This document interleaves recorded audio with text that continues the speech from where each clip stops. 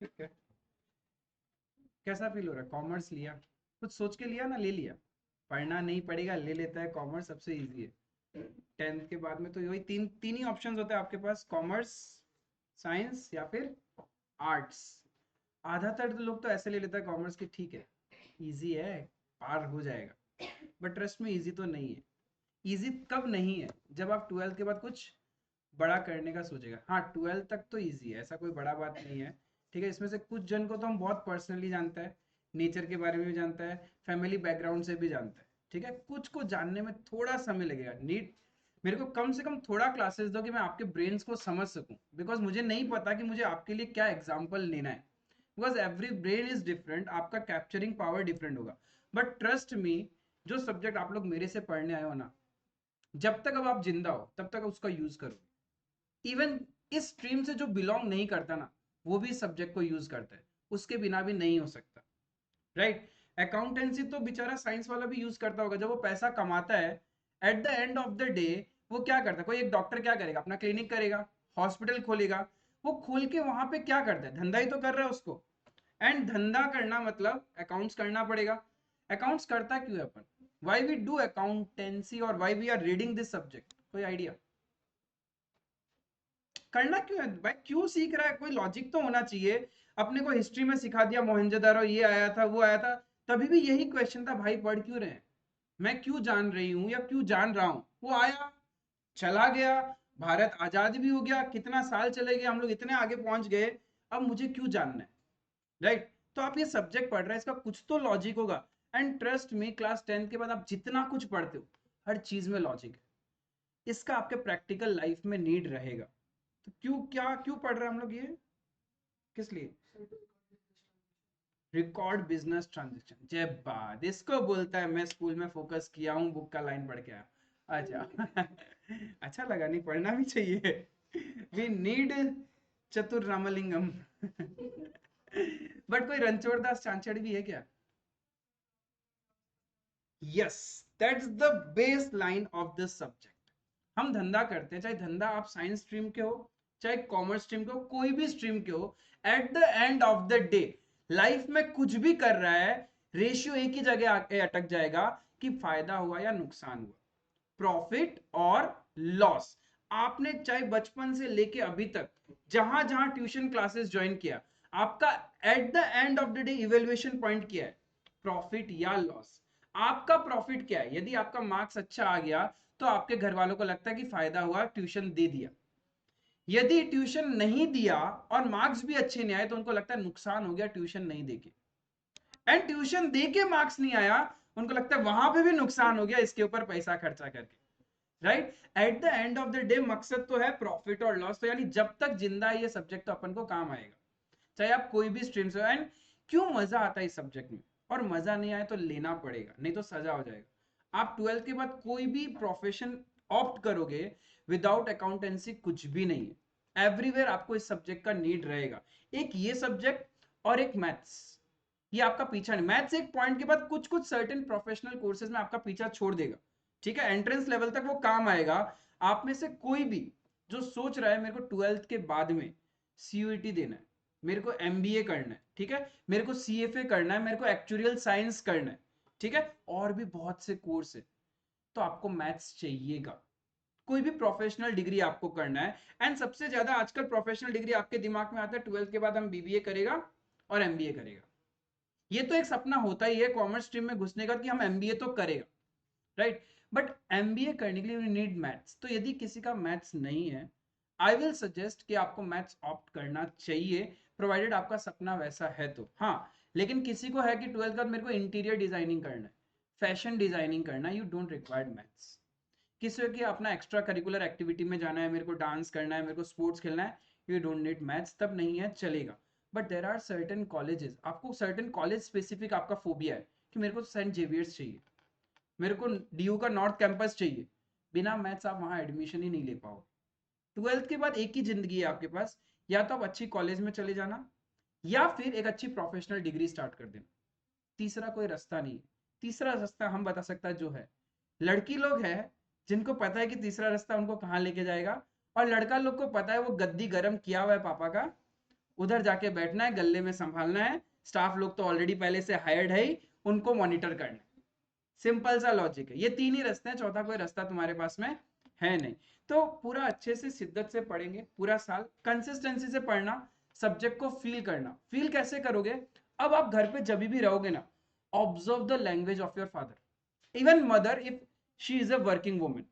Working नहीं है ना, फिर भी उनके मुंह से है ना प्रॉफिट और लॉस वाला भाषा निकलता है, ठीक है। वो बहुत इतनी स्मार्ट होती है लेडीज कि उनको पता है कि कब प्यार से बात करना है और कब आज ज्वेलरी निकल सकती है, ज्वेलरी का पैसा निकाल सकते हैं, अच्छी साड़ी चाहिए तो उसका। If she is a housewife और अर्निंग है तो नेक्स्ट लेवल, फिर तो पूरा दिन भर। तो आपका काम रहेगा, आपका सबसे पहला और लास्ट होमवर्क यही है कि घर पे अब आप ऑब्जर्व करोगे कि पापा क्या बात करते हैं, आपको अपने बिजनेस के बारे में। If father is a professional, ठीक है, वो बिजनेस नहीं रन कर रहे हैं, वो जॉब में भी है, देन ऑल्सो फील इट, समझने की कोशिश करो वो जिस कंपनी में, जिस ऑर्गेनाइजेशन में काम कर रहे हैं वहां क्या करते हैं, वो कंपनी क्या करती है। जब तक आप लोग ये सब नहीं सीखोगे, ट्रस्ट मी, ना तो अकाउंट्स में मजा आएगा, ना ही एंटरप्रेन्योरशिप बोल के एक सब्जेक्ट है ना आपका, कुछ लोगों ने ऑप्ट किया होगा, उसमें भी मजा नहीं आएगा।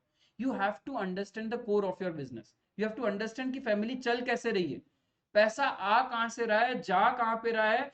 क्यों जब भी मैं घर पे पैसा मांगता हूं या मांगती हूँ, घर वाले यही बोलते अभी नहीं है, अभी इनकम कम है, थोड़ा सा आगे चाहिएगा, आगे चाहिएगा। ये क्या है आगे चाहिएगा, कब चाहिएगा?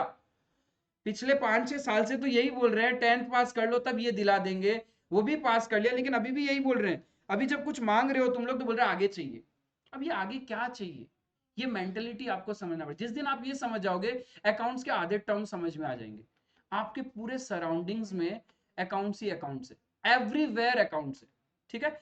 जैसे कि सपोज आपके पास एक आईफोन 15 प्रो मैक्स लेटेस्ट लिया अभी आपने, ठीक है, एकदम लेटेस्ट 15 प्रो मैक्स लिया, रास्ते में चल रहे हो और हाथ से छूट गया, आगे का स्क्रीन भी गया और पीछे का कांच भी गया, दुखेगा क्या?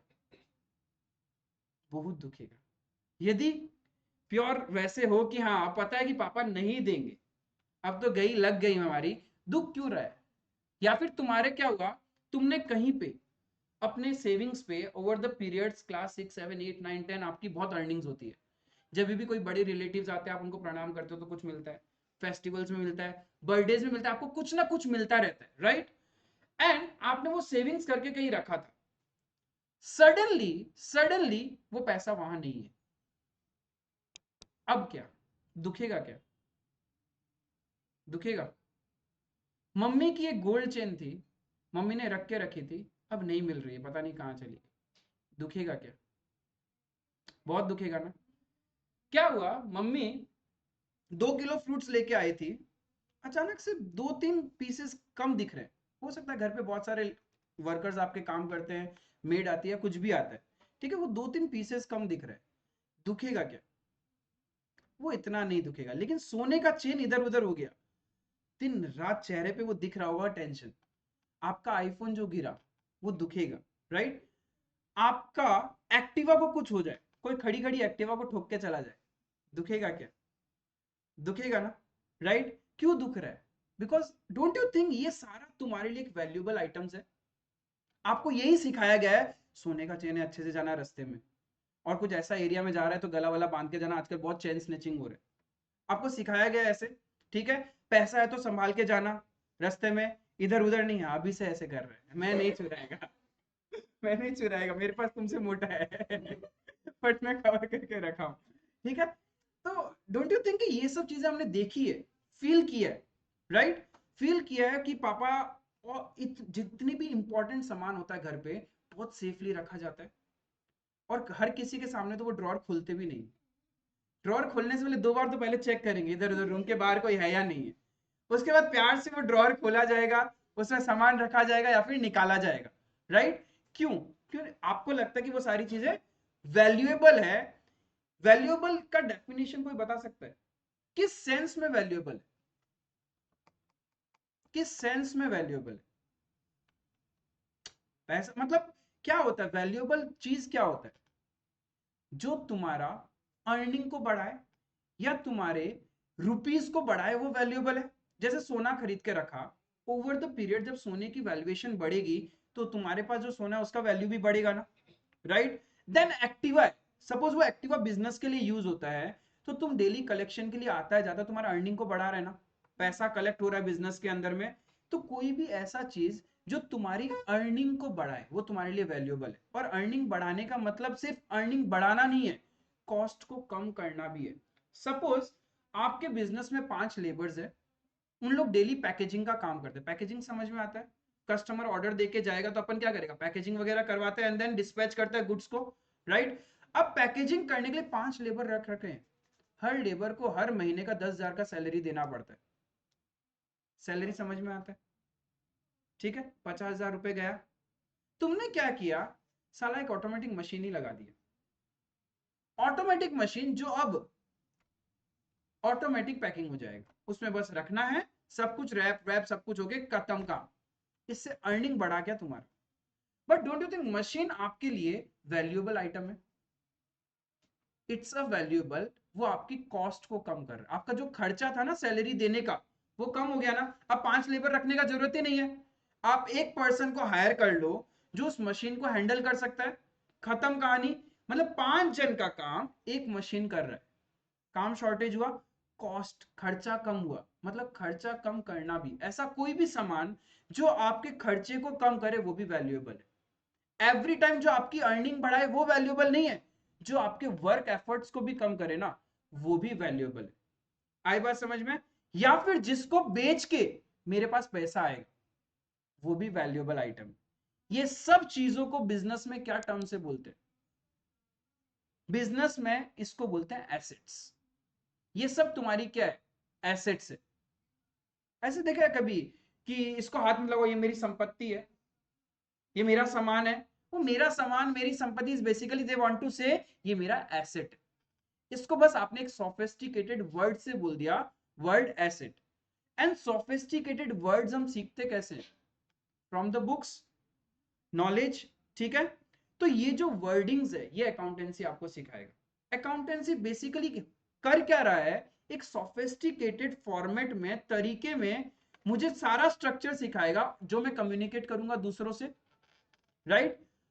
जब आप पैदा हुए तो आपको बोलना नहीं आता, देन यू रियलाइज आप थोड़ा थोड़ा बोलना स्टार्ट किए, बट आप जिस फैमिली से बिलोंग कर रहे थे आपने सिर्फ वही लैंग्वेज सीखी। सपोज आप मारवाड़ी में थे तो आपने बचपन से मारवाड़ी सीखा, आप बंगाली थे तो आपने बचपन से बंगाली बोलना सीखा। If you were SMS then you started to learn SMS. ये एक लैंग्वेज था जो आपने सीखा। क्यों सीखा? व्हाई? बचपन में तो करते थे तो मम्मी समझ जाती थी भूख लगा है, ठीक है। ज्यादा ही करते थे तो कान के नीचे कि ज्यादा ही नौटंकी हो रहा है। तो ये तो तुम जब 10 साल के हो चुके थे तभी भी कर सकते थे। जब 4 साल या 5 साल के हो गए थे तब ई करने से मम्मी नहीं समझती थी क्या? तभी भी समझ जाते। जब बचपन में समझ रहे थे तो तभी भी समझ जाते। क्या जरूरत था लैंग्वेज सीखने का? Why there was a need कि आपको आपकी लैंग्वेज आनी चाहिए? क्योंकि सिर्फ ई करने से मम्मी यही समझ रही थी कि भूख लग रहा है, या फिर हमने कुछ अंदर में कर दिया तो चेंजेस करने का जरूरत है। उसके अलावा कुछ नहीं समझ रहे थे। आपके धीरे धीरे एज के साथ नीड्स बढ़नी स्टार्ट हुई, देन यू वांटेड समथिंग कि आप अपनी फीलिंग्स को कम्युनिकेट कर सको। Just to communicate your feelings you started learning languages. आपने अपनी खुद की मदर टंग सबसे पहले सीखी, जिससे आपने क्या किया, अपनी फीलिंग्स को कम्युनिकेट करना स्टार्ट किया। फिर जैसे जैसे आप बड़े हुए आपको पता चला कि यार सिर्फ मेरी मदर टंग से मेरा काम नहीं चलेगा, इफ वी आर इंडियन तो मुझे हिंदी आनी चाहिए। Then you started learning Hindi, क्योंकि आपको ये समझ में आया कुछ लोग ऐसे हैं जो आपकी मदर टंग को नहीं समझते, दे अंडरस्टैंड ओनली हिंदी। तो आप उनको अपनी फीलिंग्स कैसे कम्युनिकेट करोगे? हिंदी के थ्रू कम्युनिकेट करोगे। फिर जैसे जैसे बड़े हुए आपको समझ में आया कुछ लोग ऐसे हैं जो सिर्फ इंग्लिश समझते हैं, you started learning another language. ये जितना कुछ भी आपने सीखा इससे क्या हो रहा था, you were communicating your feelings. तो धंधा क्या है, बिजनेस के अंदर में जो कुछ भी होगा उसकी फीलिंग्स को कम्युनिकेट तो करना पड़ेगा ना। तो ये कम्युनिकेट करने के लिए we need to learn a language, right. वो लैंग्वेज है अकाउंटेंसी। एडवांस, हाँ। So what I was saying कि फीलिंग्स को कम्युनिकेट करने के लिए we should learn the language. तो अकाउंटेंसी क्या है? It is the language of business. धंधे को समझाना in a good sophisticated manner, जो वर्ल्ड वाइड कोई भी पर्सन है समझ जाए, उसको अकाउंटेंसी पढ़ा दो। कोई भी पर्सन जो अकाउंटेंसी पढ़ चुका वो अकाउंट्स बिजनेस की लैंग्वेज जानता है। अब बिजनेस में एक बात बताओ, तुम एसमीज हो, अपने बिजनेस में एसएमएस में सब कुछ लिख दिया, सामने वाला कोई समझ पाएगा क्या? कोई कस्टमर आया, ठीक है, कस्टमर समझते हो ना, तुम लोग भी किसी ना किसी के कस्टमर हो, अब वो कस्टमर आया, वो बोलता है भैया बताओ ना कि मेरा हिसाब कितना है, हिसाब समझ में आता है, कितना पैसा लेना है या फिर कितना पैसा देना है, वो पूछा, तुमने अपनी लैंग्वेज में निकाल के दे दिया, ले लो भैया। अब वो बस ऐसे ही है, नो रिएक्शंस। क्यों? क्योंकि उसको आपकी लैंग्वेज समझ में ही नहीं आ रही। दैट मीन्स नहीं आ रही समझ में, प्रॉब्लम है। तुमने बोला अच्छा ठीक है, मेरी लैंग्वेज अब मैं चाइनीज में लिखूंगी। कुछ लोगों ने चाइनीज बहुत अच्छे से सीखी, अब वो चाइनीज में, मैं चाइनीज में लिखूंगी। कुछ बोलते हैं मैं तो मारवाड़ी में लिखूंगा, कुछ बोलते हैं मैं हिंदी में ही लिखूंगा। अब जब सब डिफरेंट डिफरेंट लैंग्वेज लिखेंगे, कुछ समझ में आएगा क्या? नहीं आएगा। कुछ लोगों को आएगा बट सबको समझ में नहीं आएगा ना। So we need to learn that language of a business which is easily understandable by everyone, उसी को बोलते हैं accountancy. So accountancy is basically a language of business. Is it clear? ये एक ऐसी भाषा है जो सबको समझ में आएगी। यानी ये समझ में आया, बचपन से लेके अभी तक जो मैंने बोलना सीखा, जो लैंग्वेज मैंने सीखी, वो मैंने खुद के लिए सीखी ही नहीं है। Every language which you learn from the birth till date just to communicate to someone else. तो अकाउंट्स में जो अभी आप लैंग्वेज सीखोगे बिजनेस की, क्या ये खुद के लिए सीखोगे क्या? Communicate this language, this feelings to someone else. यानी कुछ लोग हैं जिनके लिए आपको ये सब्जेक्ट पढ़ना पड़ रहा है, तो मन ही मन आ रहा होगा पहले तो उसको ढूंढो और खत्म करो। साला किसी और के लिए मेरे को एक सब्जेक्ट पढ़ना पड़ रहा है, ठीक है? यानी आपको बिजनेस की लैंग्वेज कम्युनिकेट करनी है। किसको कम्युनिकेट करनी है? आपके धंधे में क्या हुआ, क्या नहीं हुआ, ये आपको मतलब होना चाहिए ना भाई। मेरा बिजनेस, मेरी मर्जी, मैं जाता हूं वहां, सोता हूं, माल बेचता हूं, कुछ भी करता हूं, आपको क्या लेना देना? ऐसा बोलने से चलेगा क्या? गवर्नमेंट आएगा लात मारेगा, बोले इंडिया में सरवाइव कर रहा है और तुम अपनी मर्जी से दुकान तो चलाओगे, जो मर्जी आएगा करोगे, ऐसे करने देंगे क्या? नहीं करने देंगे ना। यानी देर आर सर्टेन पर्सन जिसके लिए मुझे ये लैंग्वेज सीखना पड़ रहा है, जिसको अपन बोलते हैं users of accounts. Because before learning a subject, subject क्या है और क्यों पढ़ रहे नहीं पता होगा, कोई लॉजिक ही नहीं है। And you have to practically connect कि हाँ होता तो है ऐसा, ऐसा देखा तो है मैंने पापा को बात करते हुए, ठीक है, ऐसा सुना तो है। जब तक आप देखोगे नहीं, सुनोगे नहीं, अब फिर नेक्स्ट टाइम से कभी भी घर पे पापा या मम्मी कोई भी कुछ कर रहा होगा ना बिजनेस रिलेटेड काम, बैठ जाना पास में and start asking certain questions. क्यों इधर लिखा, ये क्या है? थोड़ा इरिटेट होंगे बट उनको मजा भी आएगा, उनको ये लगेगा चलो मेरा बच्चा कुछ तो पढ़ रहा है, कुछ सीखने की कोशिश कर रहा है। बिकॉज वही रियल एजुकेशन है। आप बुक से सिर्फ एक स्ट्रेट लाइन मेथड सीख लोगे और कुछ नहीं है, बट असली ज्ञान तो वहीं से आएगा। जब दिन रात कभी देखा है पापा बहुत गुस्से में, अननेसेसरी गुस्से में, आपको समझ में नहीं आ रहा, आपने कुछ नहीं किया, आप प्यार से सवेरे सवेरे उठे हो, सब कुछ अच्छा चल रहा है, फिर भी तुम पे बरस पड़े। पता नहीं कि आपने क्या किया होगा, सिर्फ ग्लास इधर से उधर रख दिया होगा या हल्का सा कुछ मम्मी को, फिर भी बरस पड़े। क्यों बरस पड़े होंगे? कभी ऐसे फील किया ऐसा क्यों होता है? Why papa is anger without any reason? कुछ तो ऐसे फील किया होगा ना, देखा होगा, क्यों? कुछ समझ में आया उस दिन? क्या हुआ होगा? बताओ तो, जिसके जिसके घर में होता है, आपको मन में क्या आता है कि आज तो ये हुआ पापा, आज तो मचे। धंधे में या तो कुछ तो उल्टा पुल्टा हुआ है, या तो कस्टमर पैसा नहीं दे रहा, ठीक है, या फिर कोई ऑर्डर प्लेस करके गया वो अपना माल लेके नहीं जा रहा है, या फिर हमारा गुड्स कहीं पे ब्लॉक पड़ा है, या कोई पैसा लेके भाग गया है, या स्टाफ टाइम पे नहीं आ रहा है, ठीक है, एडवांस बहुत मांग रहा है, अपनी मन मर्जी कर रहा है, यानी है तो धंधा ही चल रहा है ना। तो वो धंधे का गुस्सा आप पे निकलता है। दैट इज द लैंग्वेज अपने को समझना है कि अब नेक्स्ट टाइम पापा गुस्सा हो ना, पूछ लेना पापा क्या हुआ, कोई कस्टमर पैसा नहीं देके गया क्या? You start using the terms. जब आप टर्म्स यूज करोगे ना तो यूज टू हो जाओगे उन टर्म्स के साथ में। समझ में आया? तो अकाउंट्स क्या है? बिजनेस का language, it is the language हमें कम्युनिकेट करना है। We need to communicate this language to the users of accounts. Users of accounts कौन है ये यूजर्स? मेरे बिजनेस के बारे में किसको क्या नॉलेज चाहिए? मेरा धंधा, मेरी मर्जी, चलेगा? नहीं चलेगा। देर आर सर्टेन यूजर्स जो मेरी इंफॉर्मेशन चाहते हैं। कौन है ये यूजर्स? हमारे कस्टमर्स, राइट? उनको मेरे बिजनेस के बारे में नॉलेज चाहिए। सबसे पहले मुझे खुद को नॉलेज चाहिए। पूरे धंधे में इतना कुछ हो रहा है, क्या आप कंप्यूटर हो क्या सब कुछ पता रहेगा? नहीं पता रहेगा ना। किस दिन कौन सा कस्टमर आया, मैंने किससे पैसा लिया, किसको पैसा दिया, कितना सामान मेरे दुकान में पड़ा है, गोडाउन में पड़ा है, आपको पता होगा क्या? एंड इतना कुछ करके आपने धंधे में पैसा डाला, बिजनेस में इन्वेस्ट किया होगा, क्यों किया होगा? आपको रिटर्न में मिले ना, प्रॉफिट या लॉस हो, लेकिन आप पता ही नहीं कर पा रहे हो आपके धंधे में प्रॉफिट है या लॉस है, कोई फायदा? तो सबसे पहले ऑनर, मालिक, उसको पता करना है कि बिजनेस में प्रॉफिट हुआ है या फिर लॉस हुआ है। एंड इफ प्रॉफिट हुआ है तो क्यों हुआ है, इवन लॉस हुआ है तो क्यों हुआ है। बिकॉज जस्ट नोइंग प्रॉफिट हुआ है लॉस हुआ is not the solution. Just knowing कि आपका रिजल्ट आ गया अच्छा is not the solution. Result क्यों अच्छा आया ये जानना भी जरूरी है, कि मेरा कंसिस्टेंसी था, मैंने पूरे साल बहुत ईमानदारी से पढ़ा था, एग्जाम के लास्ट दिनों में मैंने सोशल मीडिया से सैक्रिफाइस कर दिया था, फुल फोकस दी। जब तक आप ये नहीं पता करोगे, जब नेक्स्ट टाइम रिजल्ट खराब आएगा, इंप्रूव कैसे करोगे? राइट? जस्ट नोइंग कि मेरे बिजनेस में प्रॉफिट हुआ या लॉस हुआ it's not important, knowing the reason is important. तो रीजन पता कैसे चलेगा? अब मेरे को बहुत प्रॉफिट हुआ है, क्यों हुआ होगा?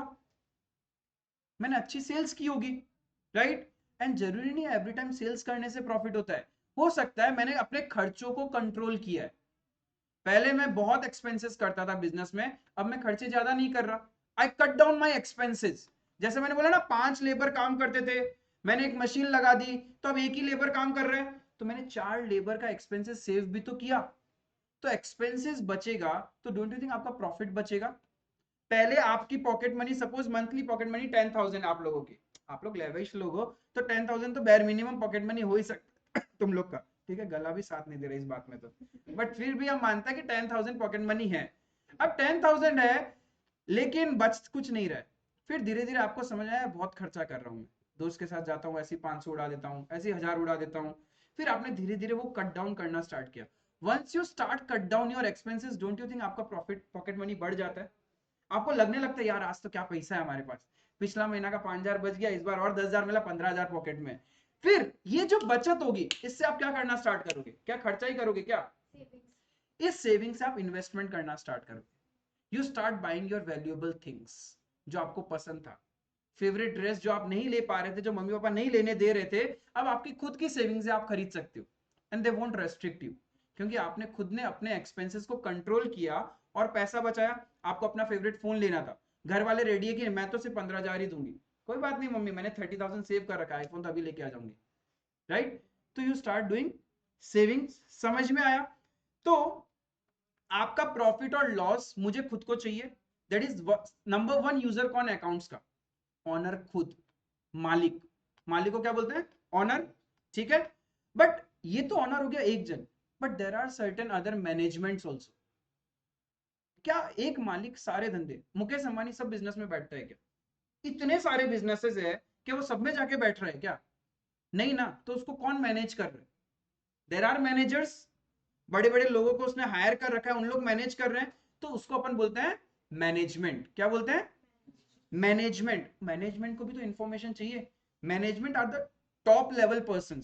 अंबानी ने उनको गाइड कर दिया होगा कि भाई देख, इस धंधे में मेरा इतना पैसा लगा है, अच्छे से धंधा चलाना। ठीक है भैया, अच्छा चलाऊंगा। और वो थोड़ी काम करेगा, वो तो टॉप लेवल का आदमी है, नीचे लेबर होंगे वो काम करेंगे। वो जो नीचे लोग काम कर रहे हैं, क्या हो रहा है क्या नहीं हो रहा है, इसके इंफॉर्मेशन उसको कैसे पता चलेगी at the end of the day? Through accountancy. तो that is my second users of accounts, management. Because management के पास गोल होता है, अंबानी ने उसको टारगेट दिया होगा, देख मैंने इतना पैसा इन्वेस्ट किया, मेरे को कम से कम इतना रिटर्न चाहिए। अब तू सोच कैसे चलाएगा धंधा, राइट? तो उसको देखना पड़ेगा ना बिजनेस कैसा चल रहा है, सेल्स कितनी हो रही है, सेल्स इंक्रीज नहीं हो रही तो क्यों नहीं हो रही है, तो ये सारी इंफॉर्मेशन उसको कहां से मिलेगा? वो पूछेगा तो नहीं ना एक एक जन से। वो क्या करेगा? एक सॉफ्टवेयर ओपन करेगा जिसमें क्या हुआ रहेगा? अकाउंटिंग, बिजनेस के सारे ट्रांजेक्शन का अकाउंटिंग, जिसको अपन बोलते हैं अकाउंटेंसी। क्लियर है? So that is the second user जिसके लिए आपको ये लैंग्वेज सीखना है। पहला यूजर कौन था?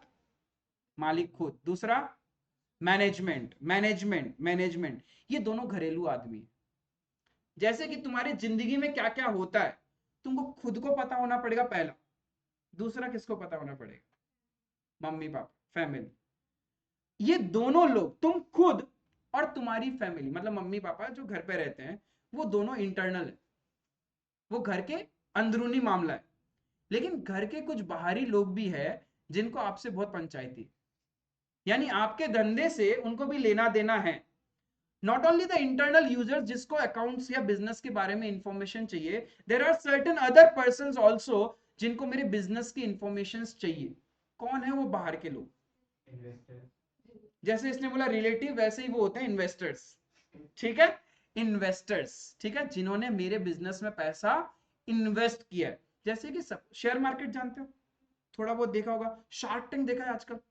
शार्क टैंक में क्या होता है, लोग आते हैं अपने बिजनेस आइडियाज को पिच करते हैं, एंड वहां पे शार्क्स बैठे हैं जो उस कंपनी में इन्वेस्ट करते हैं। क्या वो कंपनी के इंटरनल आदमी है क्या, वो बाहरी लोग हैं, लेकिन उन्होंने एक बार पैसा दे दिया तो उस बिजनेस की सारी इंफॉर्मेशन उन्हें भी चाहिए। अरे भाई कल को धंधे को कुछ हो गया तो उनका पैसा डूब जाएगा ना, राइट। तो ये तीसरा आदमी कौन है, इन्वेस्टर। जो इन्वेस्टर को नॉर्मल लैंग्वेज में हम लोग ये भी बोलते हैं providers of money. Basically money को अकाउंट्स में बोलते हैं फाइनेंस। ऐसे देखा कुछ के पेरेंट्स फाइनेंस का काम करते हैं। फाइनेंस बिजनेस क्या होता है, फाइनेंस देना किसी का मतलब क्या होता है। अच्छा, गाड़ी फाइनेंस में निकाल लेते हैं, पापा फोन फाइनेंस पे ले लेते हैं, ईएमआई पे ले लेते हैं। ईएमआई बेसिकली क्या है, फाइनेंस करवा लो। सपोज किसी को 20 लाख की कार लेनी है या 30 लाख की कार लेनी है, there are very few persons जो एक बार में 30 लाख रुपीस देके पूरा कार खरीदेंगे।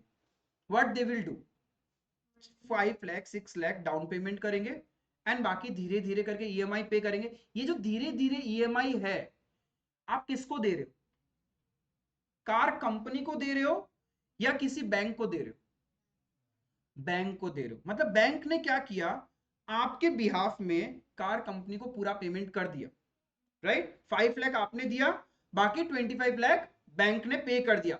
अब वो 25 लाख आप बैंक को क्या करोगे, थोड़ा थोड़ा करके पे करोगे। यानी बेसिकली बैंक ने आपको क्या किया है, फाइनेंस किया है, ठीक है, फाइनेंस किया। आपको कुछ चाहिए, ठीक है, आप कहीं गए थे, आपको कुछ सामान चाहिए था, बट आपका बजट 10,000 ही है पॉकेट में, बट आपको 15,000 का सामान पसंद आ गया। अब दोस्त साथ में था, अब पता है उसके पास तो है पैसा, समझ में तो आ ही गया उसको भी। वो बोलता है अच्छा ठीक है, ले ले ले ले, एक बार 5,000 मेरी तरफ से ले। यानी उसने आपको क्या किया, फाइनेंस किया, राइट।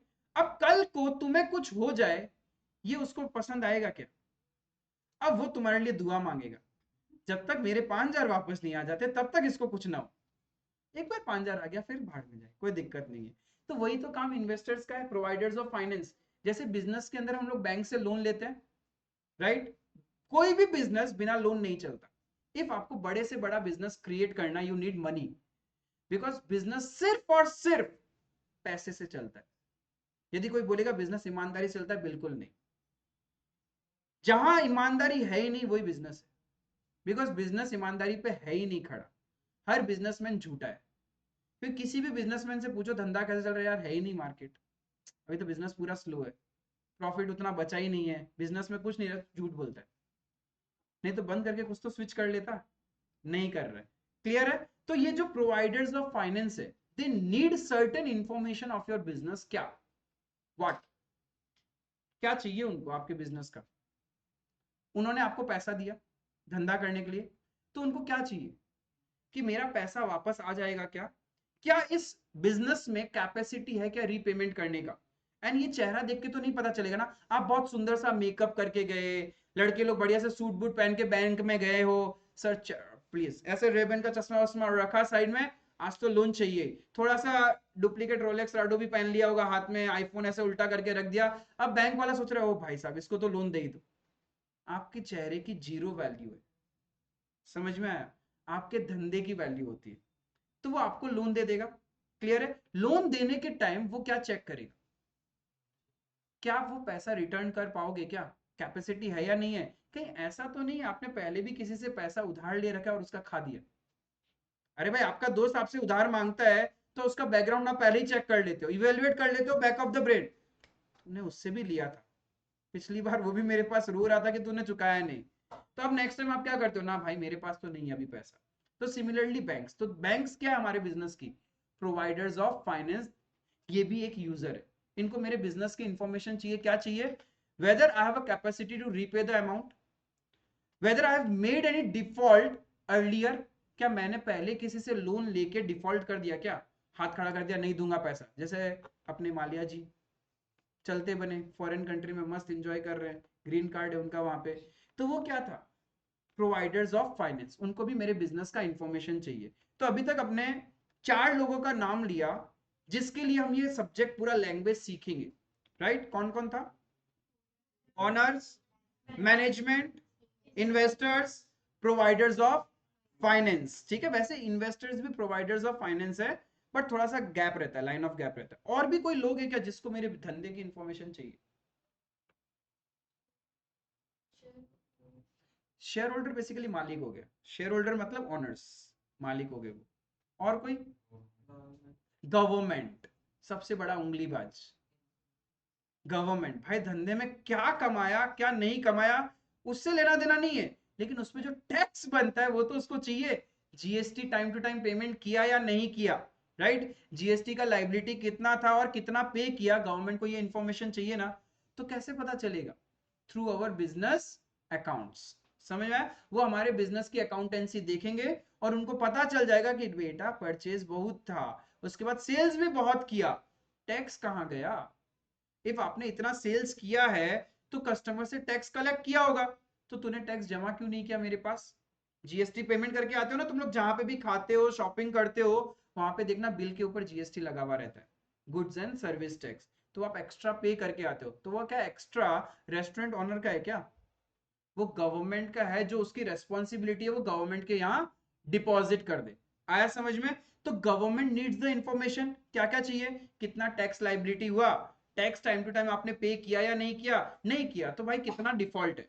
Is it clear? ये इंफॉर्मेशन के लिए मुझे ये लैंग्वेज चाहिए, सीखना पड़ेगा कि वहां पे कैसे प्रेजेंट करना है। सो ये भी मेरा वन ऑफ द यूजर है, गवर्नमेंट।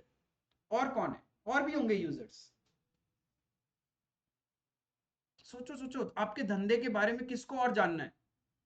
जब तक धंधा नहीं सोचोगे और धंधे के बारे में किसको इन्फॉर्मेशन चाहिए, मजा भी नहीं आएगा। फिर ही आगे समझ पाएंगे ना कुछ। कौन है और वो लोग? Customer, accountant. अकाउंटेंट तो हमारा एम्प्लॉय है, तो better you should have said employees. Employees also need information about our business. क्या भैया, वो तो नौकर है, उसको क्या चाहिए? उसको नहीं चाहिए क्या इंफॉर्मेशन?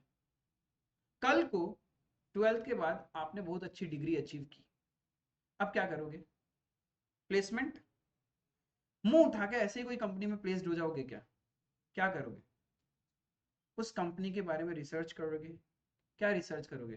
कंपनी का मालिक कौन है, हैंडसम है या नहीं है, वो कुंवारा है वो, ये सब रिसर्च करोगे। क्या रिसर्च करोगे? क्या करोगे? तुम्हें प्रॉफिट से भी कोई फर्क नहीं पड़ता है, तुमको सिर्फ तुम्हारी सैलरी बोनस से मतलब है कि जिस ऑर्गेनाइजेशन को आप ज्वाइन करने वाले हो, क्या वहां पे आपको सैलरी टाइम टू टाइम मिलेगा? एंड क्या आपका अप्रेजल होगा? क्या इफ आप अच्छा काम करोगे तो आपको प्रमोशन होना चाहिए ना, आपका सैलरी इंक्रीमेंट होना चाहिए। क्या ऐसा ऑर्गेनाइजेशन तो ज्वाइन नहीं कर रहे जहां पे कंजर है मालिक, साला कुछ देता भी नहीं है?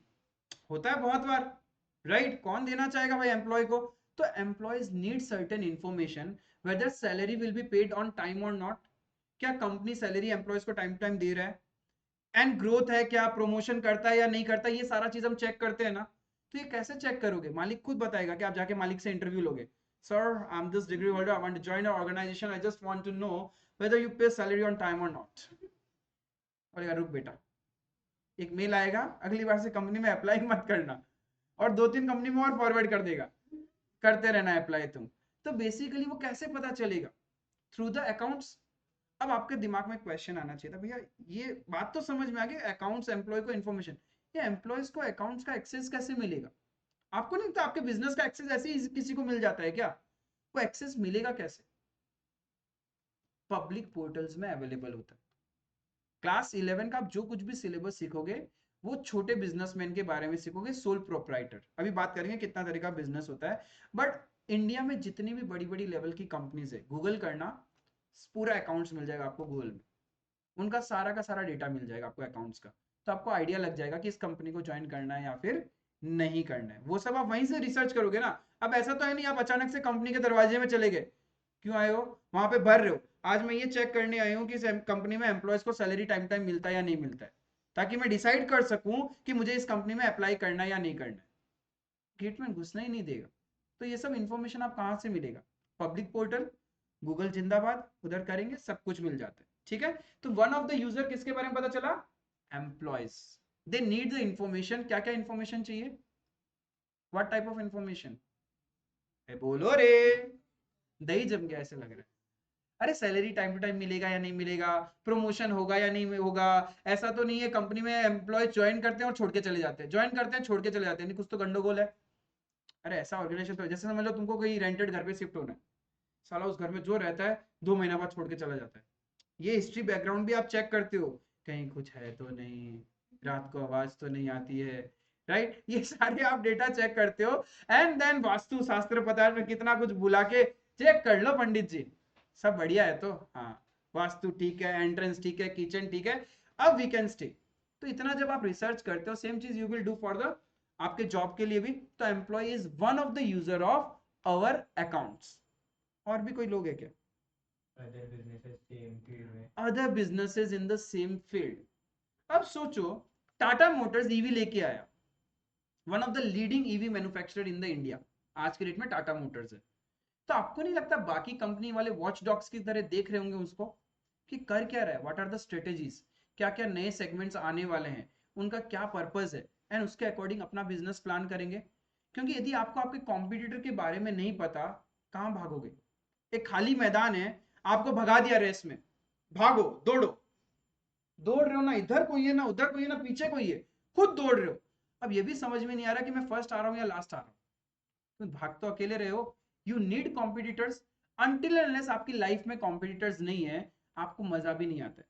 क्योंकि वी नीड समवन, किसी को हम हरा सके और उसकी पोजीशन को ले सके। So competitors need the information of our business, that हमारे बिजनेस का स्ट्रेटेजी क्या है, फ्यूचर गोल्स क्या है, प्रोस्पेक्ट्स क्या है, और ये सब कैसे पता चलेगा? वो फोन करके पूछेगा, और भाई अगले सीजन में कौन सा गुड्स लेके आने वाला है, नया माल कौन सा आने वाला है, कौन से कस्टमर को टारगेट कर रहा है। वो क्या क्या नाम है, किया का मालिक फोन करेगा टाटा जी को, अरे बताइए सर नेक्स्ट सेगमेंट कौन सा आपका गाड़ी का, कौन सा ईवी लेके आ रहे हो, बता देगा ना। यू नीड इंफॉर्मेशन, आपको पता चलेगा उनके अकाउंट्स के थ्रू। Is it clear? तो competitors is one of the users of our accounts. तो और एक सीखा क्या, कॉम्पिटिटर, उनके लिए भी ये सब्जेक्ट पूरा सीखना है, चलो सीख लेंगे। और भी कोई है? We the people, society. Society से ऊपर कुछ भी नहीं है, because at the end of the day business के प्रोडक्ट्स कौन कंज्यूम करेगा? सोसाइटी। बिजनेस ग्रो कर किससे रही है? Through the society, with the help of society. क्योंकि बड़े बड़े प्लांट्स, मैन्युफैक्चरिंग, जो कुछ भी हो रहा है, they are harming our environment. ठीक है, लेबर कहां से जा रहे हैं? सोसाइटी से ही जा रहे हैं। तो वी नीड टू चेक कि what businesses are doing reverse for the society. Because बड़ी बड़ी कंपनीज का आपने देखा होगा, फ्री मेडिकल चेकअप्स होते हैं, हेल्थ कैंप्स लगाते हैं उन लोग, प्लांटेशन प्रोग्राम्स होता है, ये सारा चीज करते हैं। क्यों करते हैं? मजा आता है क्या? किसी बिजनेस में कोई प्रमोशन नहीं है, कोई धंधा नहीं चाहेगा मैं फालतू का खर्चा करूं। एवरी बिजनेसमैन वांट्स कि आज मैंने 10 रुपए कमाया तो कल 20 होना चाहिए, कल 20 कमाया तो परसों 40, फिर 80, फिर 160। बस उसका यही सपना होता है। उसको कतई मजा नहीं आता किसी के लिए खर्चा करना, राइट? बट स्टिल उसको करना होता है, that's the obligation of the law. बड़ी बड़ी कंपनी के ऊपर गवर्नमेंट ने रेस्ट्रिक्शंस लगा दिया कि आप इतनी बड़ी कंपनी हो चुके हो, अब आपका फर्ज बनता है कि आप सोसाइटी के लिए कुछ करो, राइट? बहुत बार उन लोग रोड्स बनाते हैं, हॉस्पिटल्स होता है, फ्री हेल्थ कैंप्स होते हैं, प्लांटेशंस होते हैं, उन्होंने फ्री चैरिटेबल स्कूल्स खोल दिया। तो ये सारी चीजें उनको करनी होती है, it is the obliged by law, compulsory ये करना ही पड़ेगा। ठीक है, लिमिट नहीं बताऊंगा कि किन किन बड़ी कंपनियों को करना होता है, बट मेक श्योर कि करना ही होता है, जिसको अपन बोलते हैं corporate social responsibility. Corporate social responsibility, social मतलब सोसाइटी, रेस्पॉन्सिबिलिटी मतलब उनका काम है, कॉर्पोरेट मतलब बड़ी बड़ी कंपनीज। बड़ी बड़ी कंपनीज को सीएसआर वर्क करना होता है। ठीक है, तो ये सीएसआर वर्क किया या नहीं किया, करना था तो कितना करना था, एंड उसमें से कितना कर दिया, कैसे पता चलेगा? Through the accounts. ठीक है, so society is also one of the users of accounts, because society check करती है कि हमें जो प्रोडक्ट मिल रहा है कि ऐसा तो नहीं लूट रहे हैं, प्रोडक्ट की क्वालिटी अच्छी नहीं है, अच्छी है तो कितनी अच्छी है। This all information is known through accounts. समझ में आया? तो कितने यूजर्स के बारे में बात किया हमने? पहला ओनर, मालिक खुद, दूसरा मैनेजमेंट, तीसरा इन्वेस्टर्स, चौथा प्रोवाइडर्स ऑफ फाइनेंस, फिर गवर्नमेंट, एम्प्लॉयज, कॉम्पिटिटर्स, सोसाइटी। ठीक है, पहले दो को छोड़ के क्या सब हमारे घर के आदमी है क्या? सब बाहर वाले, जिसको अपन बोलते हैं एक्सटर्नल यूजर्स ऑफ अकाउंट्स। ठीक है, तो इनिशियल स्टेजेस में स्कूल में आपको पूछ सकते हैं। ठीक है, ये वन ऑफ द क्वेश्चन है जो आपने कवर कर लिया। Basically accounts is a language of the business. ये लैंग्वेज हम किसके लिए सीख रहे हैं? दो टाइप के यूजर के लिए। कौन कौन है यूजर? एक इंटरनल और एक एक्सटर्नल। इंटरनल में कौन कौन आता है? Owners and management. मालिक को क्या चाहिए?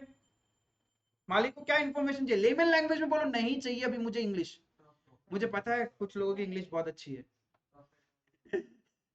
Profit loss. ठीक है, reasons for profit loss. Profit हुआ तो क्यों हुआ, लॉस हुआ तो क्यों हुआ, राइट। मैनेजमेंट को क्या चाहिए? मैनेजमेंट को भी लगभग सेम इंफॉर्मेशन चाहिए जो ऑनर्स को चाहिए। ठीक है, सेल्स कितना टारगेट अचीव हुआ या नहीं हुआ, what are the reasons that we are not able to achieve our targets. ठीक है, एम्प्लॉयज प्रॉपर्ली काम कर रहे हैं या नहीं कर रहे हैं, एम्प्लॉयज का salary and all time to time disburse हो रहा है या नहीं हो रहा, ये सब मैनेजमेंट को इंफॉर्मेशन चाहिए। ठीक है, so these are the two internal users. External में क्या था? इन्वेस्टर्स। इन्वेस्टर को क्या चाहिए? क्या जानना है उसको मेरे अकाउंट से, बिजनेस की अकाउंट से? Capacity to repay. ठीक है, क्या बिजनेस में उतना, इन्वेस्टर को वो चाहिए कि जो मैं पैसा इन्वेस्ट कर रहा हूं क्या ये प्रॉपर्ली यूटिलाइज होगा, एंड क्या मुझे रिटर्न ऑन इन्वेस्टमेंट मिलेगा क्या? धंधे में पैसा डाल रहा हूं तो मेरे को रिटर्न भी तो चाहिए, राइट। फिर प्रोवाइडर्स ऑफ, उनको क्या चाहिए? That is the capacity. Capacity to repay है या नहीं है, प्रीवियस डिफॉल्ट आपने किया था या नहीं किया था, इंटरेस्ट टाइम टू टाइम आप लोग पे कर पाओगे या नहीं कर पाओगे, यही चाहिए उनको। उनको कोई मतलब नहीं है भाई आप कितना प्रॉफिट कमा रहे हो, कितना लॉस कर रहे हो। ठीक है, उनको बस ये जो मैंने पैसा उधार दिया है वो मुझे टाइम से मिलेगा या नहीं मिलेगा, उस पर जो इंटरेस्ट मिलना है वो मुझे मिलेगा या नहीं मिलेगा। और क्या ऐसा तो नहीं मेरे पास लोन मांगने आए हैं, पहले भी किसी से लिया था और स्वाहा, ऐसा तो नहीं है। ठीक है, तो that is providers of finance. और कौन है? गवर्नमेंट। उसको क्या चाहिए? Tax, GST time to time pay किया या नहीं किया, income tax time to time pay किया या नहीं किया। Is it clear? फिर एम्प्लॉयज क्या चाहिए? सैलरी टाइम टू टाइम मिलेगा या नहीं मिलेगा, अप्रेजल्स वगैरह होता है या फिर नहीं होता है। ठीक है, और कौन था? कॉम्पिटिटर्स। उनको क्या चाहिए? बिजनेस स्ट्रेटेजीज, फ्यूचर गोल्स, उसके बारे में जानना है उनको। ठीक है, जो मेरा कॉम्पिटिटर है उसका फ्यूचर गोल्स क्या है, what are the business strategies they are adopting, ये सारी इंफॉर्मेशन उनको चाहिए, राइट। फिर और एक बच गया, सोसाइटी। उनको क्या चाहिए? क्या चाहिए? अरे सोसाइटी को क्या चाहिए? अरे सोसाइटी के लिए कुछ अच्छा किया या नहीं किया, जितना करना था नहीं किया तो क्यों नहीं किया, व्हाट आर द रीजंस। ठीक है, corporate social responsibility, CSR activities.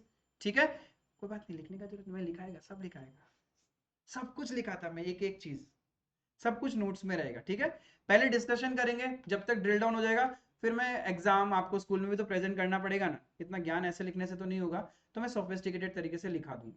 ठीक है, each and everything her chapter का कवर होगा, नोट्स प्रॉपर्ली होगा, इस तरीके से होगा कि आप आराम से लेमन पढ़ पाओगे। मेंटेन करना, जब भी आओ, देखो कोई भी सब्जेक्ट आप कहीं पे भी किधर से भी पढ़ो, it should be a thumb rule, जब आप वो वापस नेक्स्ट क्लास जा रहे हो, try to recall everything last class तक क्या हो।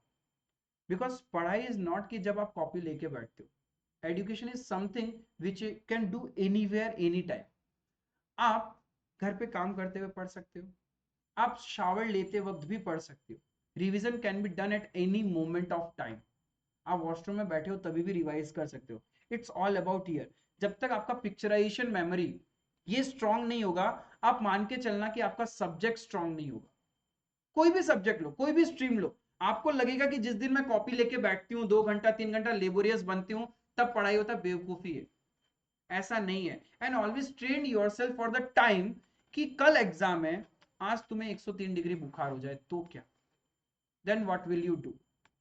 ऐसा तो है नहीं अपन एग्जाम छोड़ पाएंगे। ठीक है, देने तो जाना ही होगा ना। Train your self for that time कि मैं एक दिन पहले भी नहीं पढ़ता हूँ या पढ़ती हूँ, आई एम रेडी। मैंने अपने दिमाग को इतना ड्रिल डाउन एक्सरसाइज दिया है कि वहां रिकॉल होगा ही होगा मुझे। और वो रिकॉल कैसे होगा? जब आपने बिना बुक खोले, बिना कॉपीज खोले सब कुछ पिक्चराइज याद करने का कोशिश किया कि एक चैप्टर में क्या था। Accounts is a practical subject but trust me, फिर भी आप पूरा दिमाग में इसको बोल सकते हो एक चैप्टर में।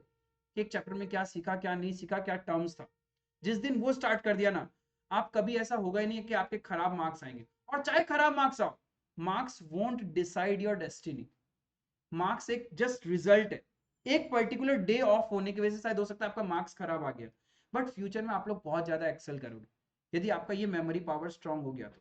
क्योंकि ये हमेशा बचपन की तरह लेके बैठेंगे, आगे चल के तो काम करना है ना, बड़े लेवल का धंधा करना है, बहुत चीजें याद रखनी है। कैसे याद रहेगा जब आप उसके बारे में पापा को कैसे याद रहता है यार, इससे पैसा लेना है, इसको देना है, ये सब डेली देखते हैं क्या, किससे किससे लेना है, किसको किसको देना है, सोचते हैं डेली उस चीज के बारे में, सोचते हैं, तब उनका मेमोरी पावर वैसा हो गया। तो जब आप एक सब्जेक्ट को फील करना स्टार्ट करोगे, आपका भी वैसा हो जाएगा। क्लियर है? यूजर्स ऑफ अकाउंट्स क्लियर है? ठीक है। तो अकाउंट्स क्या है? बेसिकली एक लैंग्वेज है जो अपन सीखेंगे over the 1 year. And trust me, 11 में फाकीबाजी मत करना। बहुत जन करते हैं, बाद में तड़पते हैं। यदि आपने 11 में सर्टेन चैप्टर्स में बताऊंगा उसमें फाकीबाजी किया, 12th में आंसू के अलावा दूसरा कुछ नहीं बचता, फिर आपके पास एक ही हथियार है, रट लो और पास हो जाओ। और अकाउंट्स रटा, वही खत्म है आपका फ्यूचर। बिकॉज यही एक ऐसा सब्जेक्ट है जो बिना रटे प्रैक्टिकली कनेक्ट करके आप एग्जाम से पहले नहीं पढ़ के भी 90 प्लस ला सकते हो। But a gap of 10 marks need consistent revision. 90 plus जा सकते हो, बट 95 से 100 टच करना इज अ बिग एक्सरसाइज। 90 आप लोग इजीली ला सकते हो। मुझे नहीं लगता कि आप में से कोई भी क्लास 10 में 60% लाने वाला भी कोई है क्या? कुछ का तो सेवा वाला का तो रिजल्ट आया, कोई है क्या 60% आया है जिसका? कोई नहीं है। सीबीएसई वाला कोई है जिसको लगता है कि मेरा 60% आएगा? आईएससी वाला कोई है जिसको आईएससी का आ गया क्या रिजल्ट? ऐसा लगता है मन में 60% आएगा? जब तुम लोग का वो है ही नहीं, तो 90 तो तुम लोग ऐसे हंसते खेलते लेके आओगे अकाउंट्स में। But the thing is that मुझे ट्रेन करना है क्लास 12 बोर्ड्स का कि आप 90 टू 100 वाला ब्रैकेट कैसे कवर करो। और उसके लिए आई जस्ट वांट कि आप 11th को ऐसे पढ़ो कि मेरे को क्लास में टॉप करना ही है। बिकॉज टॉप करना एक हैबिट होता है, इट्स एन एक्सरसाइज। आप सोच रहे हो कि आपके 10 में एक मार्क्स आ गया, ठीक है ना, 11 में मस्ती कर लेते हैं, यही सबसे बड़ा डिफॉल्ट है। आप 11 में अपॉर्चुनिटी दे दोगे किसी और को जो आपकी पोजीशन खाएगा, आप एक बार डिमोटिवेटेड होगे, आपका मोरल थोड़ा थोड़ा डाउन होगा, और फिर वो आपको इतना ओवरकम कर लेगा आपका कॉम्पिटिटर कि आपको वो पोजीशन लेने भी नहीं देगा। तो to become at number 1 it's a habit. ये हैबिट डेवलप रखना, ठीक है। जो भी स्कूल ज्वाइन करो, एक बार स्कूल स्टार्ट हो जाए, आपका टारगेट होना चाहिए कि मेरे को टॉप करना है। आना नहीं आना इज अ सेकेंडरी मैटर, ठीक है। That depends upon that particular day जिस दिन आप एग्जाम लिखोगे। बट अभी आप सोचोगे ही नहीं कि मुझे टॉप आना है, तो आप आ भी नहीं सकते कभी जिंदगी में। यदि अडानी कभी ये सोचता ही नहीं कि मुझे अंबानी से आगे निकलना है, जिंदगी में नहीं निकल पाता। नेटवर्थ के मामले में आगे निकल गया ना। सोचा ना, यदि वो सोचता कि सोचो यार, टाटाज है, अंबानी से अपना कहाँ नाम आएगा, यहाँ नहीं होगा। बट वो सोचा तो किया ना। सेम थिंग अपना पढ़ाई है, यदि आप सोचोगे कि हाँ मेरे को बेस्ट करना है, 11 में बेस्ट किया, ट्रस्ट मी, आंख बंद करके मैं ब्लैंक पेपर में लिख के दूंगा कि अकाउंट्स में बेयर मिनिमम 90 आपका 12 में आएगा।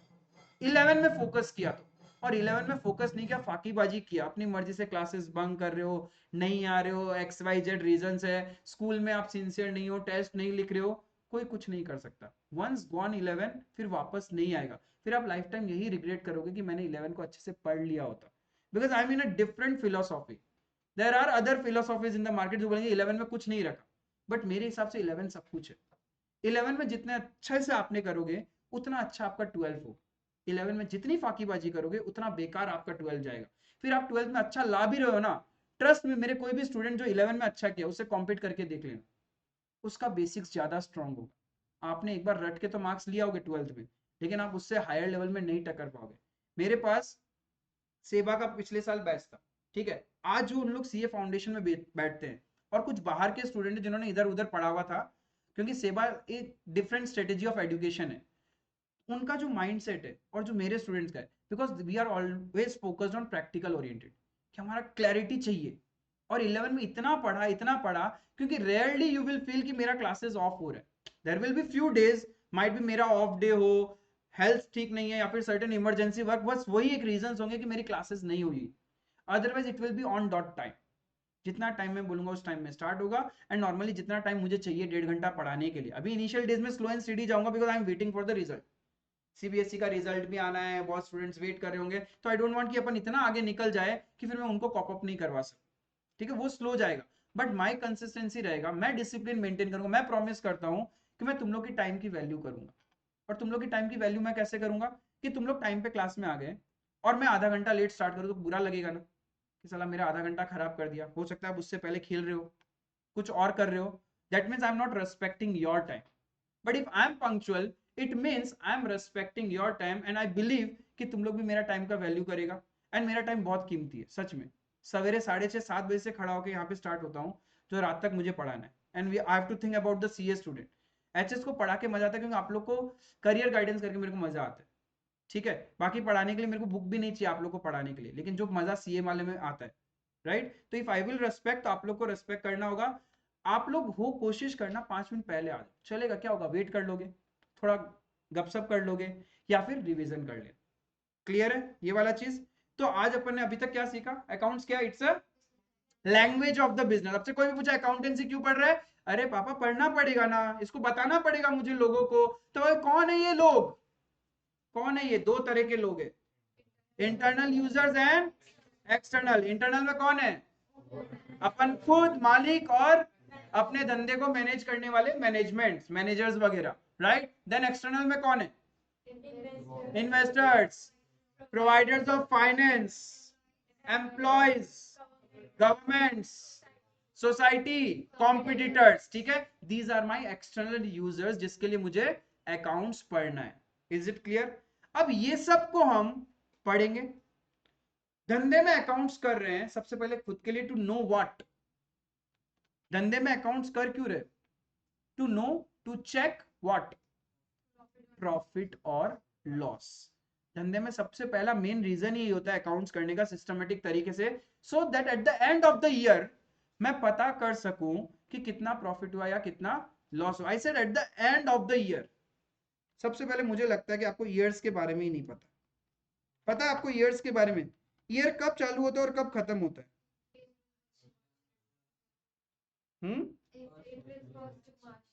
अप्रैल 1 to 31 मार्च, बट मैंने तो कैलेंडर देखा 1 जनवरी को चालू होता है, 31 दिसंबर को खत्म होता है। क्यों? तो यानी अब से आपका न्यू ईयर क्या होगा, 1 अप्रैल, मतलब 31 मार्च का रात का 12 बजे, या फिर 1 अप्रैल, ये आपका न्यू ईयर है। मतलब अब से 31 दिसंबर का एंजॉयमेंट। तो धंधे भाई हर जगह पैसा सोचना, जितना पैसा सोचोगे उतना सब्जेक्ट में मजा आएगा, ठीक है। तो अपना न्यू ईयर होता है 1 अप्रैल। देखना पापा लोग का असली न्यू ईयर वही होता है, रामनवमी जिसको तुम लोग बोलते हो। बेसिकली डेट्स इधर उधर होने लग गया, but practically 1 April is the new year of a businessman. उनको तो उसी टाइम मजा आता है, क्यों, क्योंकि उस टाइम अकाउंट सेटल्ड हो जाता है। जो लोग से पैसा मांगते हैं उन लोग भी आके पैसा दे देते हैं, तो थोड़ा बहुत अकाउंट सेटल्ड हो जाता है। Is it clear. तो जो आप ये जनवरी टू दिसंबर बोलते हो, इसको अपन क्या बोलते हैं, हम्म, बोलो ना, कुछ तो बोलता, किसी ने फाइनेंशियल ईयर टर्म यूज किया था। अरे तो जनवरी टू दिसंबर को क्या बोलेंगे। हाँ, तो ऐसे बोलने में शर्म क्यों आ रहा है, थोड़ी ना लड़का वाला सामने आया कि बोलेगा तो ऐसा है। बोलो बाबा, कौन बोला कैलेंडर ईयर। तो थोड़ा और गले में आवाज है, मेरा तक पहुंच सकता है वॉइस। क्या बोलते हैं उसको, सुनाई दिया। तब तुम लोग को बोला क्यों नहीं वापस, वो तो बता ही दिया। जब कैलेंडर ईयर होता है, तुम लोग को थोड़ी ना मना था बोलने को। कौन सा दो ईयर होता है, फाइनेंशियल ईयर एंड, इफ मैं बोलूं तीसरा ईयर भी होता है अकाउंट्स के अंदर में। आप लोग क्लास 11 पढ़ोगे, क्लास 11 आप पढ़ोगे in the year 2024, right, that's the calendar year. School calendar year follow करता है। आपका एग्जाम कब होगा, 2000, यानी जो आपने 2024 में किया उसका चेकिंग कब होगा, 2025 में। यानी जो हम एक साल में करते हैं उस कांड में और कांड का इवेल्युएशन अगले साल होता है। सेम चीज बिजनेस में भी होता है। बिजनेस में आप एक साल आपने जो कुछ किया उसका इवेल्युएशन भी तो करना पड़ेगा, कि क्या हुआ क्या नहीं हुआ। वो कब होगा, नेक्स्ट फाइनेंशियल ईयर में। उसको अपन बोलते हैं असेसमेंट ईयर। आपने जो कुछ भी किया that will be assessed in the next year. 2024 वाले ईयर में आपने स्कूल में जो किया, जितना पढ़ाई किया, जिधर किया, उसका असेसमेंट कब होगा, 2025 के फाइनल एग्जाम्स में। बिकॉज फाइनल एग्जाम आते आते तो 2025 आ जाएगा ना। सिमिलरली बिजनेस में भी ऐसा ही होता है। एक फाइनेंशियल ईयर में आपने जो कुछ किया है उसका असेसमेंट कब होगा, नेक्स्ट फाइनेंशियल ईयर में, उसको हम लोग बिजनेस के लैंग्वेज में बोलते हैं असेसमेंट ईयर। तो बेसिकली 3 ईयर्स है, ये अपन लिख के रखेंगे। थोड़ा तो पेन चला लो, आए हो तो। ज्यादा कुछ लिखाऊंगा नहीं, यही लिखाऊंगा बस।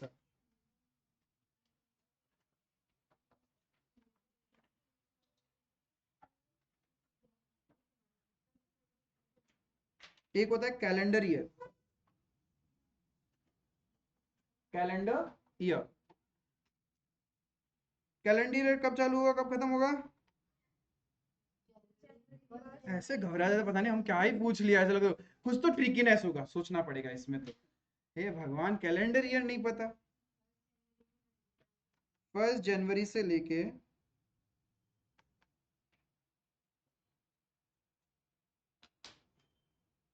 इससे हमें कोई लेना देना ही नहीं होता नॉर्मली। हमें किससे मतलब है?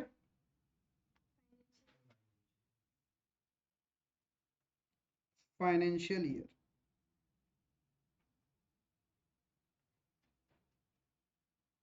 कब स्टार्ट होगा? यस, 1 अप्रैल टू 31 मार्च। ये मेरा फाइनेंशियल ईयर है। अब 1 अप्रैल टू 31 मार्च आपने जो कुछ बिजनेस में किया, अभी हमारा फाइनेंशियल ईयर कौन सा चल रहा है, बता सकता है कोई? एट प्रेजेंट अभी हमारा कौन सा फाइनेंशियल ईयर चल रहा है? ईयर होगा ना, ईयर कौन सा ईयर चल रहा है? 1 अप्रैल 2024 स्टार्ट हो चुका, and this financial year will ends on 31 मार्च 2025। अभी हमारा कौन सा फाइनेंशियल ईयर चल रहा है? 24-25।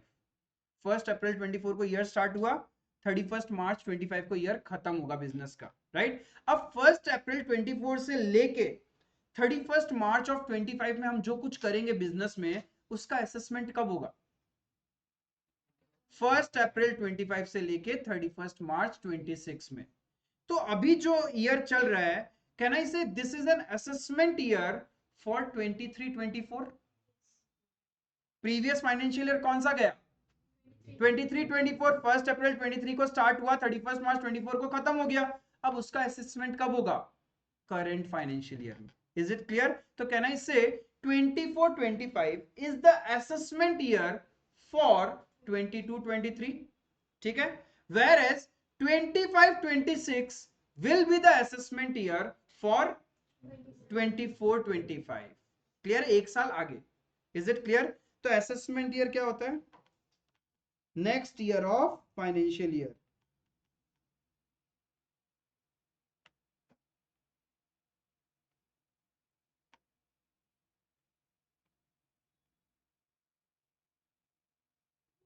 Next year of financial year.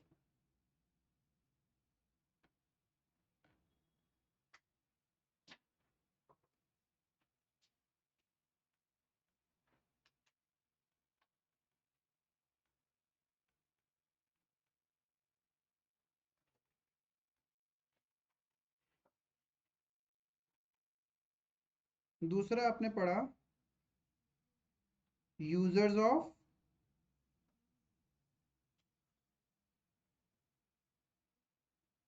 Accounts. कितना यूजर था इसमें? एक था इंटरनल यूजर। इंटरनल यूजर में कौन कौन आएगा? ओनर्स, एंड नंबर बी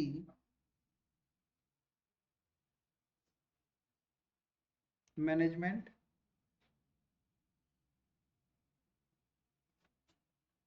उसके बाद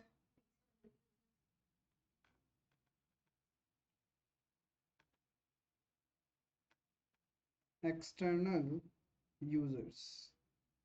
इसमें कौन कौन आएगा?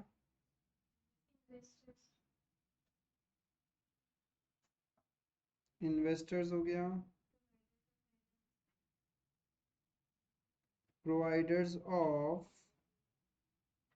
Finance,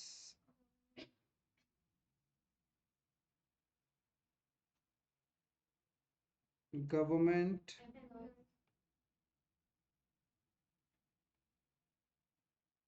employees, competitors,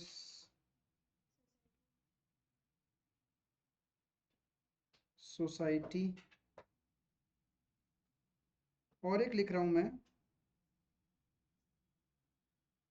creditor.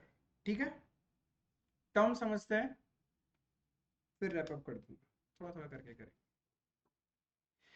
Creditor कौन है? ये क्रेडिटर किसको बोलते हैं? क्रेडिटर कभी सुना है? कौन? जिससे पैसा लेना है वो क्रेडिटर, जिसको पैसा देना है वो हमारा क्रेडिटर, बट अकाउंट्स में उसको क्रेडिटर नहीं बोलते। वैसे ठीक बोला, लेमन लैंग्वेज में मुझे पर्सनल लाइफ में जिसको भी पैसा देना होता है ना रिटर्न, वो मेरा क्रेडिटर है। ठीक है, तुमने किसी से उधार लिया, अब तुमको उसको रिटर्न तो करना पड़ेगा ना, तो जिसको रिटर्न करना है वो तुम्हारा क्रेडिटर है। Is it clear? तो एवरी पर्सन जिसको तुम्हें रिटर्न करना है, या तो पैसा या फिर सर्विस, कुछ भी रिटर्न करना है, वो तुम्हारे लिए क्रेडिटर है, बट वो लेमन लैंग्वेज में। बट बिजनेस के लैंग्वेज में उसको क्रेडिटर नहीं बोलते। देखो, बिजनेस एक चलता है पैसे से, दूसरा चाहिए आपको बिजनेस में गुड्स। ठीक है, बहुत कम बिजनेसमैन ऐसे होते हैं जो लोग सारा का सारा गुड्स कैश में परचेज करते हैं। उधार तो चाहिए ना, थोड़ी ना ऐसे समझ लो आपका धंधा है 50 करोड़ का, तो 50 करोड़ का स्टॉक आप कैश में खरीदते हो क्या? उधारी में तो होता है। तो आप परचेज करते हो ऑन क्रेडिट, तो वो जो उधारी में गुड्स दे रहा है ना, उस पर्सन को अपन बोलते हैं creditor. The person from whom we buy goods on credit is known as creditor. हर एक वो ऑर्गेनाइजेशन, हर एक वो पर्सन जिससे अपन उधार में गुड्स खरीदते हैं। एंड गुड्स का मतलब क्या है? What do mean by goods? Yes, जिस चीज के लिए अपन धंधा करते हैं। जैसे एक मेडिसिन वाले दुकान के लिए गुड्स क्या होगा? मेडिसिन। एक गारमेंट शॉप के लिए कपड़े, ठीक है, गारमेंट्स। देन एक ग्रोसरी स्टोर के लिए दाल, चीनी, चावल, ये सब उसके लिए गुड्स होगा। Is it clear? तो गुड्स का मतलब इन विच वी डील। एक स्टेशनरी बिजनेस के लिए स्टेशनरी आइटम। सपोज एक फर्नीचर बिजनेस है, उसने एक एसी परचेज किया। फर्नीचर बिजनेस है, उसने अपने शोरूम के लिए एक एसी परचेज किया, राइट, एंड बाद में पेमेंट करेगा। तो एसी उधार में खरीदा है उसने। तो जिससे उधार में खरीदा है, क्या मैं उसको क्रेडिटर बोल सकता हूं क्या? फिर से बोल रहा हूं मैं। सपोज एक फर्नीचर डीलर है, उसने अपने शोरूम के लिए एसी परचेज किया। ठीक है, 2-3 एसी खरीदा होगा, लगाया उसने। जिससे भी खरीदा उसको बोला भैया 2-3 महीने बाद पेमेंट करूंगा। उसने बोला ओके कोई बात नहीं, तो उधार में खरीदा ना। तो जिससे परचेज किया, क्या उस पर्सन को अपन क्रेडिटर बोल सकते हैं क्या? एक फर्नीचर वाले के लिए एसी गुड्स है क्या? एसी गुड्स है क्या? बिल्कुल भी। क्या फर्नीचर वाला एसी में डील करता है क्या? वो तो टेबल चेयर ये सब में डील करता है, उसके लिए वो गुड्स होगा ना। तो मैंने क्या बोला? The person from whom we purchase goods on credit is known as creditor. आई बात समझ में? बाकी कोई भी सामान यदि आपने उधार में खरीदा जो आपके लिए गुड्स नहीं है, तो उसको अपन क्रेडिटर नहीं बोलते, उसको उसके नाम से, हाँ लेमन लैंग्वेज में क्रेडिटर बोलते हैं, बट बिजनेस में आप उसको क्रेडिटर नहीं बोलोगे। आई बात समझ में? तो क्रेडिटर कौन होता है? बोलो बाबा। The person from whom we purchase goods on credit. क्या खरीदते हैं? गुड्स। सपोज मेरा सीए का ऑफिस है, ठीक है, मैंने लैपटॉप परचेज किया ऑन क्रेडिट, तो क्या लैपटॉप गुड्स होगा क्या मेरे लिए? बिल्कुल भी नहीं। सपोज आपकी दुकान है, आपने अपने दुकान में सीसीटीवी कैमरास लगाया। अब सीसीटीवी कैमरा के लिए आपको टीवी भी चाहिए, मॉनिटर, आपने वो भी लगाया। ठीक है, तो वो जो टीवी या मॉनिटर है, क्या वो आपने क्रेडिट में परचेज किया, उधार में? तो जिससे खरीदा उसको क्रेडिटर बोलोगे क्या? नहीं। क्यों? क्योंकि वो टीवी आपके लिए एक वैल्यूएबल आइटम है। तो every valuable item is an asset for the business. समझ में एसेट क्या होता है? ठीक है, नेक्स्ट क्लास में मैं समझाऊंगा कि कैसे बिजनेस में हम इंटरप्रेट करते हैं कि एसेट और लाइबिलिटीज ये सब होता क्या है। ठीक है, धीरे धीरे करके टर्म समझते रहेंगे, बट ओवरऑल आई थिंक आज आपको ये समझ में आया कि हम लोग जो ये सब्जेक्ट पढ़ेंगे, it is just a language, इसलिए पढ़ रहे हैं। ऐसा नहीं कि पार्ट ऑफ ए करिकुलम पढ़ना पड़ेगा, लॉजिक है इसके पीछे, क्योंकि जब तक आपको बिजनेस की लैंग्वेज नहीं आएगी आप ये लैंग्वेज कम्युनिकेट नहीं कर पाओगे। बिकॉज मैंने बोला ना, अपनी अपनी लैंग्वेज में कम्युनिकेट करोगे तो हर कोई तो नहीं समझेगा ना। There should be a uniformity. जैसे कि आप लोग अभी जो पढ़ रहे हो, जितने भी बुक्स में लिखा हुआ है क्या लैंग्वेज में, इंग्लिश में है ना। यदि ये सोचो 5-10 लैंग्वेज अलग अलग में होता, देन पॉसिबल नहीं था एक साथ पढ़ना ना, तो लैंग्वेज चाहिए था। तो accountancy is nothing, it is a language which we are learning so that हम लोग बिजनेस की बातें, फीलिंग्स, इमोशंस को कम्युनिकेट कर सके to the users. And there are two types of users, internal and external. आया समझ में? क्रिएटर वाला फंडा क्लियर था? ठीक है, तो बस आज इतना। That's all for today. Thank you.